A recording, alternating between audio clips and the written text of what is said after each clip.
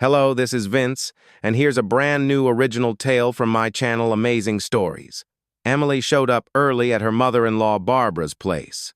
She knew Barbara would, as usual when they're alone, relentlessly nag her about not having kids. But the woman also remembered that today was her mother-in-law's birthday, so she needed to suck it up to keep everything smooth. After all, the birthday gal wanted to celebrate at her countryside cabin in a tight family circle, inviting just 2 friends. Emily's gut didn't steer her wrong. The second she stepped into the small but pretty cozy cabin, her mother-in-law started griping about her life. And most of all, as she swore, she longed to dote on grandkids, but there were still none. You and Greg are both well past 30, married for 13 years. No son, no daughter. How's that even okay? The hostess fumed. I know your maternity leave might cause money troubles. So what? Everyone goes through that. And Greg's doing well. He's got his business. You'll get by for a while without your cash. Your waitress salary isn't all that big anyway. And don't write me off. What? I won't help you? If you want, you can even go back to work early.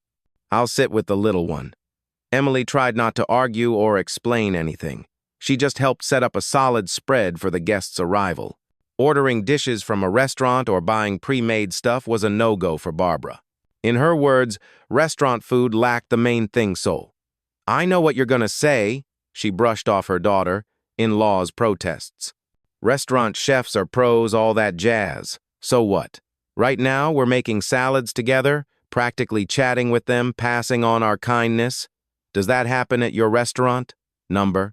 And pre-made stuff? You don't even know what it's made of, so don't argue. Better yet, tell me this. And Barbara pressed for an answer. Why did Emily show up at the cabin village on a public bus instead of in a car with her husband? That Greg had to work today because his business demanded it didn't register with his mom. Nope, everything's off with you two, she grumbled. Other couples always go to events together, but you guys, always apart. That's why things go sideways. You've been living together so long and still no kids. Half listening to her mother-in-law, Emily thought she was kinda right. Her husband really could have put off work today. It's his mom's milestone birthday after all, and he didn't even get a gift worthy of the occasion. He bought some meaningless trinket. Good thing I got what Barbara really needs and dreams of, the young woman thought with a smile. What's with that grin? Her mother-in-law said, surprised and ticked off. I'm pouring my heart out here saying I can't go on without grandkids and you're amused? I'm not laughing, Emily assured her. I'm just watching you work the table. It's not just done, it's done right and pretty too. That's why I smiled. Huh, Barbara said, surprised.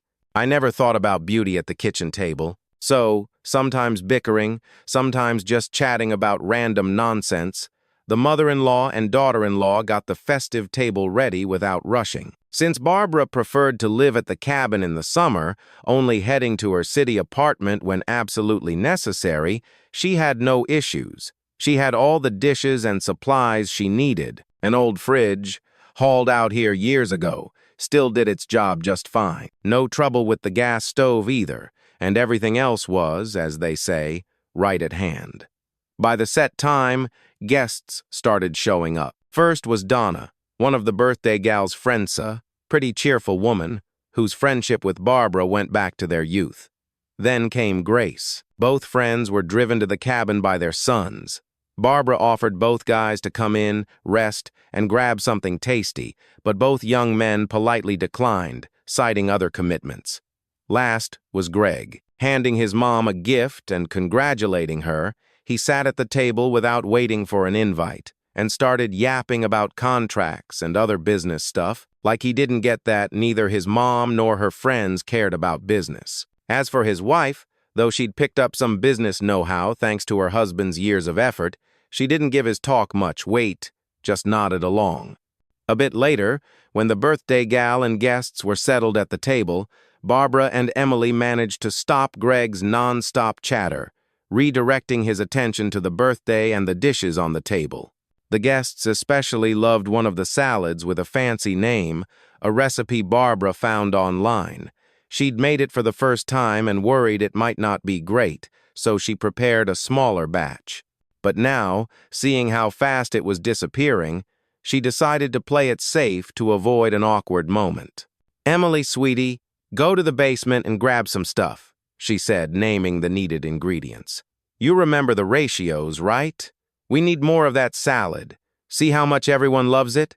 Tell us the recipe while you're at it," Donna asked. "I'm making it for my Pete tomorrow."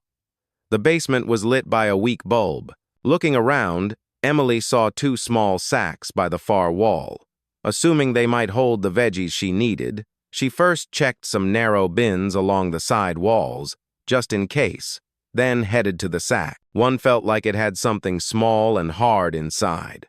Potatoes, probably, she guessed, and opened the other sack. To Emily's surprise, instead of carrots, cabbage, or anything like that, she found some stuff.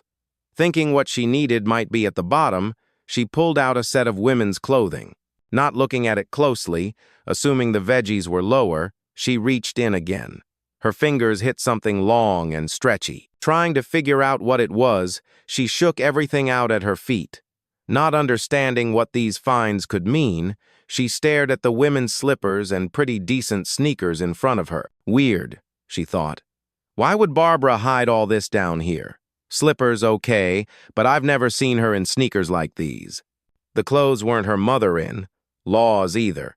For real, Greg's mom's wardrobe didn't have jeans or t-shirts like these. Plus, the stuff didn't match Barbara's size. She'd never fit in them, Emily thought, eyeing a t-shirt. And women her age don't wear this stuff anyway. You'd only see young girls in t-shirts like these. This is all so strange. Asterisk. Carefully sitting on the second sack, which later turned out to hold the veggies she needed, Emily wondered how all this ended up in the basement, and in a sack no less. Where could her mother-in-law even get this stuff? Maybe she found it somewhere? She tried to guess. But then why bring it to the basement? After mulling over a few possibilities for the strange sack, Emily concluded Barbara had nothing to do with it. So that meant Greg was behind the t-shirts, jeans, and all. But why would he? Then it hit her. What if these are his mistress's things? Maybe he was meeting her here, then hid everything in the basement to cover it up. That option, pretty damn painful, felt the most believable to her. After all, there were times when her husband was gone for a day or two, explaining it with urgent business trips. Couldn't he, knowing his mom wouldn't leave the city those days, have been spending time with a mistress at the cabin? But why drag the stuff to the basement? She asked herself. Though he had to hide it somewhere so his mom wouldn't find it. Coming to that conclusion, Emily decided not to show she suspected her husband of cheating. Tossing everything she found back into the sack, she opened the second one, found what she needed, and headed to the stairs. When Emily, after quickly chopping the veggies, entered the room with the festive table, her mother-in-law was lively chatting with her friends, while Greg, off by the window, was talking to someone on the phone. Listening in, she realized her husband was giving someone business advice, but if she'd gotten closer, she'd have heard he was talking to a woman. And this woman, taking her husband's advice the way he wanted, wasn't shy about it. She'd throw in sweet nicknames or suddenly start getting mad about something. Greg was talking to Sarah, the same girl Emily had seen a couple times, who, according to him, represented a partner's interests. Back then, Emily didn't have the slightest suspicion anything was off. After all, this Sarah acted casual, chatting with Greg like office women do with male colleagues. Her husband had been living a double life for over 2 years. He played it careful, so Emily never suspected a thing. The cabin became the lovers' meeting spot. To avoid issues in winter, Greg set up heating in the cabin with electric heaters. When he wasn't there, the devices kept the temperature just above 50 degrees Fahrenheit, but they warmed the place up fast. Sarah brought some of her stuff to the cabin back in spring. Business clothes weren't exactly romantic, after all. Sadly, with warmer weather, the lovers hit a snag. They couldn't stay at the cabin for days like in winter. Barbara was born in the countryside. Sure, she'd lived in the city forever, having moved there right after high school for college and only visiting her parents on breaks. But city life never made her forget her rural roots. So, after buying the cabin, she kept fixing it up, trying to make it cozier. One day, "I'll move here for good," she'd say, smiling but with a hint of longing. This is real life, clean air, freedom. So what if it snows in winter? Big deal, I haven't forgotten how to shovel, and the village streets always get cleared. Usually, Greg knew ahead of time when his mom was heading to the cabin. He'd neatly pack Sarah's clothes in an old suitcase and stash it in the attic. But recently, his mom didn't call or say she was coming to the cabin that evening to spend a few days. Barbara called him when the bus was already nearing the cabin village. She asked him to swing by her place and bring a big bag from the hallway the next morning. "Just don't forget to grab 4 jars from the fridge," she told her son. "I didn't take them myself, so nothing spoils. Keep them in your fridge till morning if you're not coming today." Sarah changed on the fly. To save time, Greg just tossed her clothes and shoes into a white sack and hauled it to the basement. After that, the lovers hopped in the car and headed to the opposite bus station, just a few minutes' walk away. The birthday celebration dragged on. Barbara's friends' sons came to pick them up when the sun was dipping toward the horizon. "Why don't you two stay?" Barbara suggested to her daughter-in-law and son. "There's enough space. The couch in the second room folds out, so it's a real double bed. Stay, guys." Emily was fine with it, but one glance at her husband, and she knew that wasn't his vibe. According to Greg, being out of the office today could mess up a new contract. Barbara started coaxing her son. Emily stayed quiet. Her suspicion about a mistress reared up again. Those women's clothes and shoes in the basement weren't there for no reason. After some persuading, Greg finally agreed. Plus, after another phone call, which he said was with a colleague, he seemed to calm down. But then another call came. "Pointless," Greg spat, pissed. "I gotta go. They just remembered a quarterly audit and we're still a mess. I'll be at the office all night, or it's gonna be bad if we don't pull it off." Seeing her changed husband, Emily figured his business was really in rough shape. It could well be about some serious audit. It didn't hit her that, like the last call, Greg was talking to his mistress, who, to snag him that night, said she was pregnant. Since the guy had been drinking at the party, he couldn't drive. The called taxi took about half an hour to show. The whole time, Greg stood outside, smoking one cigarette after another. The businessman's mood was crap. Sarah, going on about her pregnancy, demanded solid, decisive action. She swore it couldn't go on like this, and she wasn't doing a damn thing to fix the problem. Finally, he took off. Emily stayed at the cabin with her mother-in-law. Together, they cleared the table and washed dishes. The talk was about nothing much. Barbara said she really loved today's feast. And it was great that her son and daughter-in-law agreed to stay the night, but it sucked that Greg had to leave. What if, Emily thought, deciding it'd be best to straight up ask her mother-in-law about the women's stuff right now. "What stuff?" Barbara said, confused. "I didn't haul anything in a sack down there." "Go grab it. Let's see what it is." Checking the contents, her mother-in-law just shrugged, baffled. She couldn't even guess where it came from, especially in her cabin, and in the basement she'd spring-cleaned no less. The only reason, she said, could be that Greg, helping his mom with something, saw the sack in the yard. Where'd it come from? Probably someone didn't want to lug it to the dumpsters and tossed it over the fence. And Greg might have thought his mom forgot to bring it in from the car. Assuming it was something not too important, he could have gone to the basement and left it there. "Take it to the dumpster," Barbara said, solving the issue.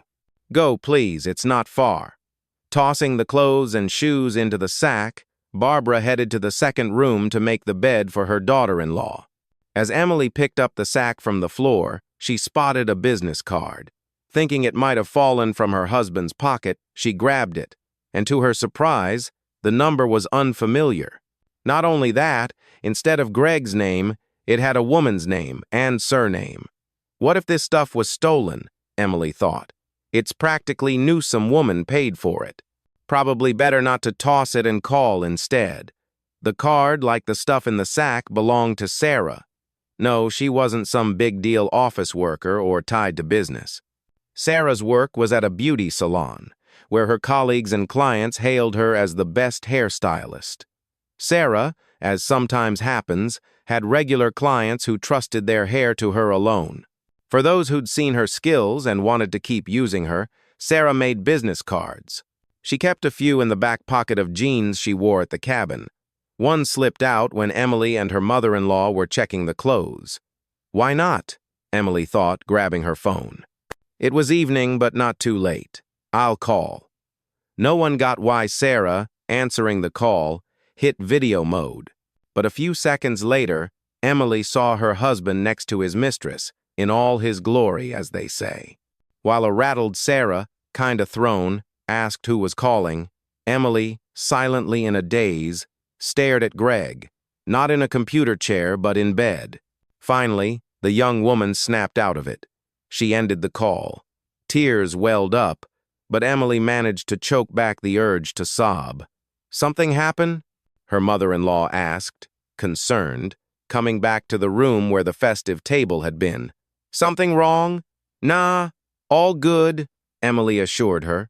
Just remembered there's a big table order at the cafe in a couple days. Got me thinking, it's gonna be tough working that night. I hate those cafe events. Clients can be so damn picky sometimes. Seeing her mother-in-law walk in, Emily decided right then. She wasn't saying a word. It wasn't just Barbara's birthday, it was a milestone. Why ruin the festive mood? Plus, according to her mother-in-law, her cousin and husband were coming tomorrow morning. They lived in another city, hoped to drive, but their car was still in the shop, and the train from their town only ran on odd days, so the sister couldn't make the birthday. Meanwhile, at Sarah's apartment, things got real heated. At first, Greg didn't get what went down. He just stared blankly at his mistress, who was gripping her smartphone and looking at him just as cluelessly. Finally, snatching the phone from her hand, he checked the number of the unexpected call. "You lost your mind?" he whispered, pale. "Why'd you answer? Why turn on video? Didn't you see who it was? How would I know your still wife's number?" Sarah went on the attack. "And where'd she get mine? I hit video by accident happens. You really don't get what just happened?" Greg raised his voice. "You know what's coming now? What'd you want?" Sarah's voice dripped with anger. "Sooner or later this had to end. I'm pregnant with your kid, and I'm not getting rid of it. You lived with her over 10 years, and no kids. What's that mean?" "What?" Greg asked, feeling his anger boil. "It means something's wrong with your Emily. She's never gotten pregnant." Sarah pressed, trying to crush him, to make him do what she needed. "She's crazy defective. You just need to divorce her fast. She saw you on my phone, she knows everything. You're done with her. With me, it'll work out. Or maybe you set this whole thing up?" Greg threw out. "And that pregnancy? We'll check on that." "What?" "Think about it," Sarah said venomously. "Did I give her my number? Tell her when to call? As for the pregnancy, you got a choice. Pay child support or we're going to City Hall. You in your right mind?" Greg tried to push back. "I am. Not sure about you." Sarah kept attacking. "Your business won't take a hit, and you'll up your status with me. Think about it. Either everyone knows your wife's a waitress at some second-rate cafe, or she's a master stylist at the city's top salon, plus gives you a kid. What's better?" No clue how long the lovers' fight went on that evening. As for Emily, she couldn't sleep till the middle of the night. Lying in bed, staring at the dark window, the woman recalled years of married life, realizing that now, this evening, in those seconds when she saw her husband in bed with his mistress, everything changed. Now she'd have a whole new life, and she had to start it right away. No time to prep. In the morning, she sent Greg a text, letting him know about the divorce. Politely apologizing to Barbara for the rush, Emily reminded her she had to get to work that morning. Sadly, she missed the first bus. The second wasn't due for 2 hours, so she'd definitely be late. So it was better not to wait, but to hurry and maybe catch the train. To get to the train platform, she had to walk along a high embankment. When she was a couple hundred meters from the station, Emily saw a little boy crouched by the outer rails, trying to set something on them. Knowing a kid might panic seeing an approaching train and not make it to a safe distance, she veered off the path, pushed through tall grass, and climbed the embankment. Approaching the boy, Emily saw he was trying to place a coin on the rails. Probably wanted to see what happened if a train ran over it. While she was getting to the embankment and climbing up, a train appeared around the bend. Though it was close to the station, it was moving pretty fast. Caught up in his task, the kid didn't see or hear the approaching train. He only snapped out of it when someone's arms grabbed him and yanked him from the tracks. Seconds later, the cars thundered past. "What's with that?" Emily asked, trying to calm the crying boy, holding him close. "A big kid like you forgot trains move super fast on rails? It's real dangerous there. Please, don't cry. You won't, right? Promise? Good job. Where do you live? Let me take you to your mom and dad. No, I won't tell them what almost happened. I'll say there was no train." Emily knew taking the kid home would make her late for work, meaning trouble. But she couldn't do anything else. On the way, the boy shared that he lived just with his dad. Though he was small, he had big responsibilities. The kid's name was Tim. He went to the store alone, bought groceries, and his dad left the house way less. It was hard for him to get around. The thing was, he'd recently lost his sight. His name was Mark. He worked as a ranger and didn't cut poachers any slack. People even respected him for his fairness. But some jerks, ambushing him one day, landed such a blow to his head that he ended up in the hospital. Treatment only helped so much. The blow caused complications, and the boy's dad lost his sight. "They say it can be fixed, seriously, grown-up style," Tim said. "But that surgery costs money." The kid's dad, hearing he came back with some woman, knew Tim had nearly gotten into a bad spot. Thanking Emily for her help, the man promised he wouldn't scold his son. "Why would I?" Mark smiled faintly. "At that age, all boys try to climb somewhere. Good thing you saw and figured out what was up." Saying bye to Mark, Emily headed to the station. But though she hustled, she still missed the train. The last option was a taxi. Sure, that ride could get pricey, but she had no choice. The young guy pulled up in less than 15 minutes. Probably, despite his age, the driver already read people well, knew what they needed. Barely glancing at his passenger, he assured her he'd try to get there fast. Though in 2 spots, the speed's capped at 30 because of repairs, he said. But there's no repair work yet, just cameras set up, so you can't speed. Emily got to work just a few minutes late, but that was enough for the manager to chew her out again. For some reason, he'd been picking on the waitress for a while. Something was always wrong to him. A month and a half ago, he suddenly said Emily had gained weight and it was hurting the cafe's prestige. To calm the boss down, the woman even went on a diet, but the nitpicking didn't stop. Faking a smile, Emily served the sparse guests.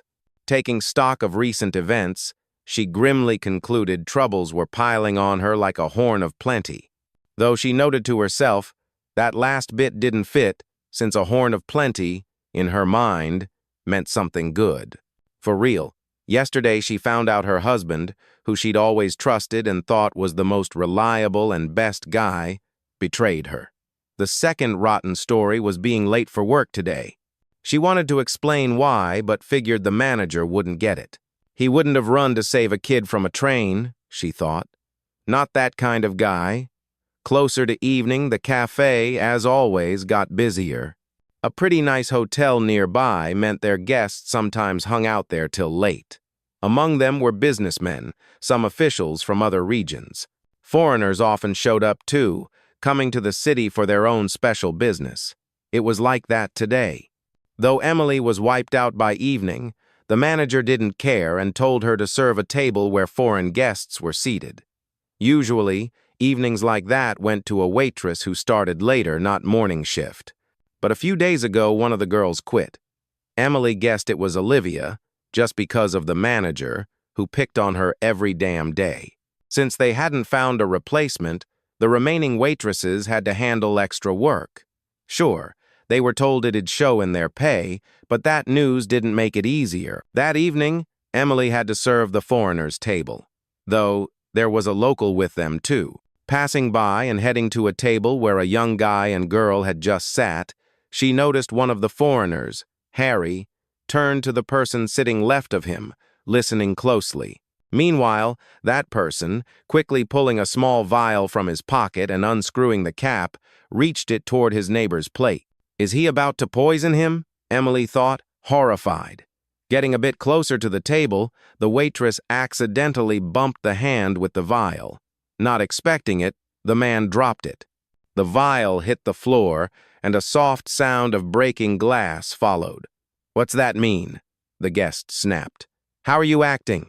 The foreigner spoke decent English, though his accent muddled how it came off. His table mates, kinda thrown by what happened, also demanded answers. The manager appeared out of nowhere, calming the guests, swearing it was an accident, and called the cleaning girl.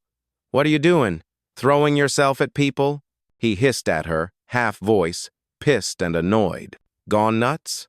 I'll cut your bonus so you remember how not to act." Emily tried to explain her move by the guy's vial stunt, but the manager wouldn't hear a word. As for the foreigners, they refused to engage, paid the bill, and left the cafe. When everyone in the room calmed down a bit, the manager told Emily to go to the back room. There, he started chewing her out again, not holding back, for what she did. Emily decided it was better not to argue or prove anything, so he'd cool off faster, since that's how it always went with him. And it worked. Promising she'd be fired for the next big screw-up, the manager headed back to the floor. Her shift finally wrapped. She didn't want to go home, since she'd run into Greg, who'd cheated on her, and that meant an ugly talk. But, as Emily decided, she'd had enough trials for today. Saying bye to her coworkers, she left the cafe and suddenly realized she needed to act decisively now. She wouldn't get into a fight, wouldn't make a Sinesh wasn't the one at fault. If Greg tried to justify himself, she wouldn't buy his words. She could just say he looked stellar in his mistress's bed, and she'd say it dead serious. Emily started walking the right way, but didn't make it 5 steps before a guy by the entrance asked her to stop. It was the same foreigner whose plate the guy next to him tried to slip something into. The businessman spoke good English. He thanked her and said he hadn't guessed this city could have dangerous people. And it was weird to him that folks like that came here from abroad too. "I don't even know what was in that little bottle," the man said. "I'll admit, it could have been some kind of poison, but I hope not." Listening, Emily assured him she hoped so too. And in her view, the manager shouldn't have let it slide. The vial's contents, spilled on the floor, could have been collected by police, and analysis probably wouldn't have been tough. Harry agreed, but since it was all in the past now, he thought it was better not to revisit it, especially since it ended okay. "You heading home?" he asked. "Let me drive you." She tried to say no, but then decided to take the offer. Nothing bad would happen. Plus, if her husband saw her getting out of the car, it might hit him, even a fraction of what she went through. Emily really wanted Greg to feel at least 1,000th of what she did. Her husband was out on the balcony. He did see her step out of a foreign car parked almost right by the entrance. Though he was on the 6th floor, he still caught the smile on her face, but of course he couldn't hear her words. So he had to settle for his imagination. The second Emily walked into the apartment, Greg, red with rage, threw a pretty sincere jealous fit, but he didn't get a reaction. She patiently stayed quiet, and finally, when her husband ran out of steam, she calmly reminded him of yesterday's event. "My smartphone doesn't just show video during call sit saves it," she lied. "So I've got yesterday's episode. I think the divorce won't be a hassle. Oh, and I almost forgot," Emily smiled. "I haven't shown your mom yet. Maybe I should. What do you think?" "You're something else," was all Greg could say. Pacing a few times from corner to corner, the man stopped at the wardrobe. Tossing a few shirts and something else into a bag, he headed for the door. "You want to leave your stuff in your mom's basement too?" she blurted, not even sure why. "Next to the sack with your mistress's sneakers, jeans, and undies. Her name's Sarah, right?" Instead of a reply, Emily just heard the sound of the front door closing. Left alone to her own surprise, she calmed down and suddenly realized not everything in her life was so bad. A divorce? So what? Plenty of women go through it, and nothing awful happens. The next day, Emily saw the foreigner she'd talked to yesterday at the cafe again. This time, Harry, as the businessman introduced himself, was alone. He came to the cafe an hour before her shift ended and then, like yesterday, offered to drive her home. This time, they had a real interesting talk. The man shared that his business was tied to clinics, existing ones and new ones opening abroad. And in this city, he wanted to start a clinic too. At first one, later another. His main task now was getting land allocated for construction. At home, Emily found her husband. Greg, like yesterday, was on the balcony, watching a car stop and his wife step out. He knew that car belonged to a foreigner. And the worst part for him was that this Harrier Hank, as locals called him, was serious competition. Buddies told him city officials were more likely to give the land to a clinic than for some vague goals Greg listed. But really, his goal was simple. Greg had info that, max 2 years from now, a construction company planned to build a few 17-story high-rises on that land. That's when Greg and 2 other businessmen could make good money flipping that plot and others. Talking Harry out of it wasn't working. Pushing him out some other way was too tough. Only one way out. Get rid of Hank. But that wasn't so simple. The foreigner was real careful. But then came Nick, another foreign businessman who'd long held a grudge against Harry. Greg's partner met with Nick. No clue what they talked about, but it led to the cafe incident, where this foreign businessman, also trying to set up in the city and who Harry trusted, tried slipping the lucky businessman a drug that's, at best, knock him out for a while. Emily, obviously, didn't know any of this. But Greg, seeing her with Harry, was out of his mind. He even managed to forget his fling with Sarah and that his wife caught him in the act. She tried reminding him of his cheating and that a divorce was coming, but it didn't faze Greg. He accused her of every damn sin, recalling times when, at a restaurant or on vacation with him, she'd chatted too eagerly with some guy. Eventually, Emily got sick of the drama and, trying not to listen to her husband, started packing stuff she might need soon. "Where you coming from?" Greg asked, suspicious. "This Hank guy?" "Sadly, no," she replied, not turning. "I can't stand your stupidity anymore, plus it's gross. Every time I think of that video call, you in bed with your mistress, I want to puke, so I'm going to a friend's. Remember Nadia? She's alone right now, her husband's on a work trip, and the kids are with their grandparents for the summer." After his wife left, Greg stood in the room a bit, then hit the balcony. He started suspecting Emily wasn't really going to Nadia's, but to that damn foreigner screwing up his big deal. Looking down at his wife leaving the building and heading toward the alley between houses, he cursed Harry and Emily with every word he had. Probably, as Greg decided right then, his wife messed up his deal the most. At least, that's what Nick said, the guy who was supposed to slip Harry the poison. Slowly, Greg's thoughts shifted to cheerier stuff. It finally hit him that tonight, he could hit up Sarah or call her over, no risk. A one-bedroom in a building that used to be a family dorm back in the day was way worse than a normal apartment, and no one would stare at Sarah like yesterday. Some woman practically drilled him with her eyes when he walked down the second-floor hallway. Sarah was like she'd been waiting for his call and agreed to spend the night at his place. No convincing needed, but asked him to pick her up. Over the next few days, Harry waited for Emily by the cafe doors every evening, and on weekends, they hit up various exhibits. Truth be told, Emily didn't get paintings much, but the foreigner knew his art and played tour guide. They also hit the city's swankiest restaurant, a place Emily once dreamed of working at. That his wife was spending every evening with the hated foreign businessman eventually got back to Greg. By then, he'd chilled out about the divorce. Plus, he had to think about Sarah's pregnancy, guessing no tricks would save him, and that splitting assets meant dividing the apartment.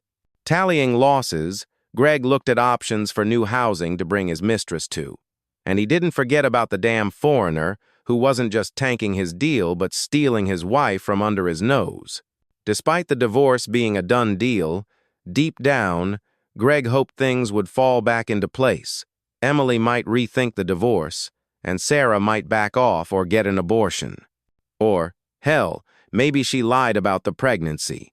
But why? To tie him down? Weighing it all, Greg decided the main obstacle in his life was this foreigner. Get rid of him, and the deal's clear. And maybe Emily, forgiving him for this now annoying Sarah, would come back and not bring up that cursed call. Sadly, taking out Harry hit snags. Nick bailed after the cafe mess and refused to do anything. Plus, the successful foreign businessman kept his distance from him. Only one option left. Greg had a buddy, Mike, who used to dabble in extortion. Sure, his price was sky high, but it looked like there was no other way. So one evening, after another city stroll, Harry, who was seriously into Emily, walked her to the door of her friend's building, and as soon as it closed behind her, he headed down his usual route when three shadows peeled off from parked cars. Mike, Greg's thug buddy, planned to do it quiet, no guns, but he miscalculated big time. The foreigner wasn't just tough, he owned self-defense moves. In less than half a minute, all three were on the pavement. "Better call an ambulance," Harry told Mike, who was struggling and groaning to get up. "Your pals probably got concussions, and one's got a broken arm, looks like." For some weird reason, Harry decided Emily was behind the attack. Thinking back on past events and her obvious interest in him, the businessman somehow figured she'd set it up with the thugs. Pocket cash, in his mind, she'd give to the attackers, keeping all three of his bank cards for herself, whose pins he realized she'd learned by spying on his moves. The next day after the attack, Emily called him as usual, but the businessman said their thing was done and asked her not to bother him anymore. Saying Emily was super bummed would be an understatement. Harry really grew on her, but she wasn't after his money. Luckily, Greg's mom helped take her mind off it. She still spent most of her time at the cabin and now invited her daughter-in-law to stay a bit. "You're supposed to go on vacation, right?" her mother-in-law reminded her. "Come rest." Barbara didn't know about the upcoming divorce. She was a good woman, as Emily had long realized, and she didn't want to upset her early. Emily arrived at the cabin village the next morning. She was indeed starting vacation the next week, so she took up the invite. Tomorrow or the day after, I can gently tell her what happened, she thought. Barbara should get it. What next? Emily tried not to think about that. After chatting with her mother-in-law, Emily headed to the store for groceries, and on the way out, she ran into that same kid, Tim, she'd saved on the railway. She waited while he grabbed what he needed. Then they went to see his dad. Meanwhile, Harry, using his own sources, finally figured out who jumped him and who ordered it, then filed a police report. The next day, Greg was arrested. The attackers were nabbed, too. Nick was also taken into custody. "No, we don't need to meet," Emily told Harry, turning down his offer. "It was fun with you, but it's not love. Sorry if I accidentally gave you some hope I didn't mean to." "Then who?" She paused for a few seconds. "There's someone I'd like to tie my life to, but sadly he's in a bad spot. I'm trying to help, but not much is working out." Emily told the foreigner about the boy Tim and his dad Mark. The businessman listened without interrupting, only clarifying a few things. The ex-ranger's situation genuinely worried Harry, and it seemed to him that Emily, who he'd courted and once suspected of setting up the attack on him, wasn't indifferent to Mark, who was in trouble. "How do I find you in this cabin village?" Harry asked. "I'd like to help this guy." Just call me when you're heading out, she replied. I know how long the trip takes, so I'll wait for you in the center by the bus station. Harry rolled into the village that same day. He picked up Emily, and they went to the Ranger's house. There, after talking with Mark about something, he asked her to help with packing. Where are you taking him? Emily asked. To a clinic in your city that does these surgeries, the foreigner explained. I offered Mark to go to my country, do the surgery there, but he's not up for it, plus he doesn't have a passport. And getting one takes time. So tell me, please, why are you doing this? Emily asked, trying not to meet his eyes. Why? Harry smiled faintly. I see how you feel about him, and I know you've got a divorce coming with your husband, who's under arrest now. I feel for him, sure, but I'm not to blame. I didn't order or plan the attack.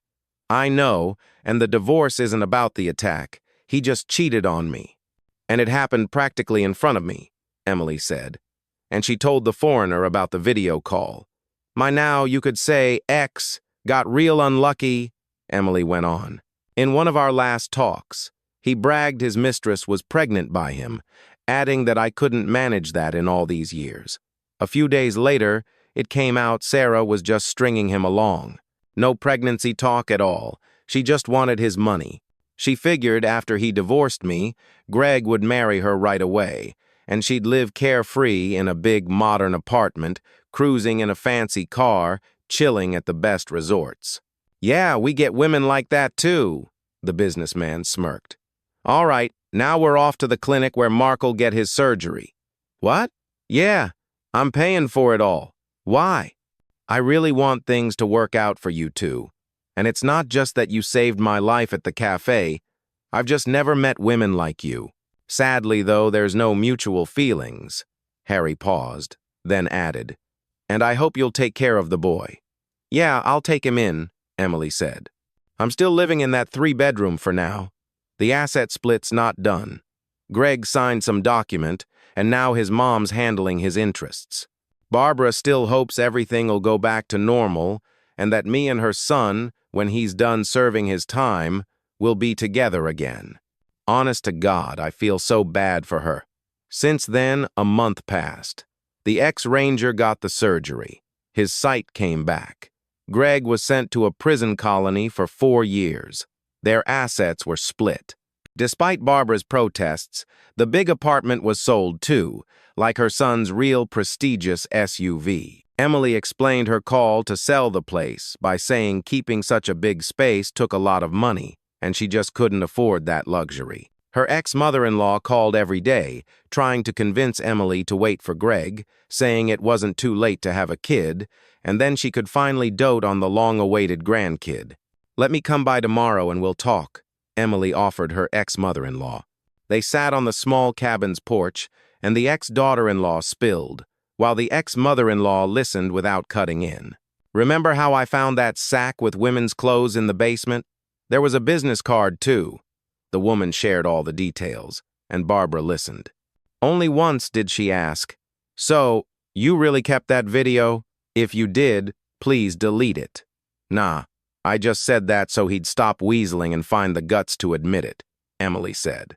Got it, but please, visit me sometimes, her ex-mother-in-law begged as they parted. You've been like my own daughter all these years. It's tough alone. Call. Okay, Emily agreed. Just don't be mad at me. I'm not to blame for this.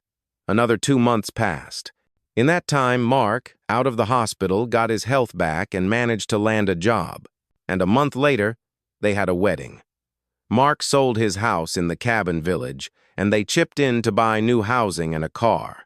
And in less than a year, they had a daughter. If you like the story, I hope for your support with a thumbs up. Take care.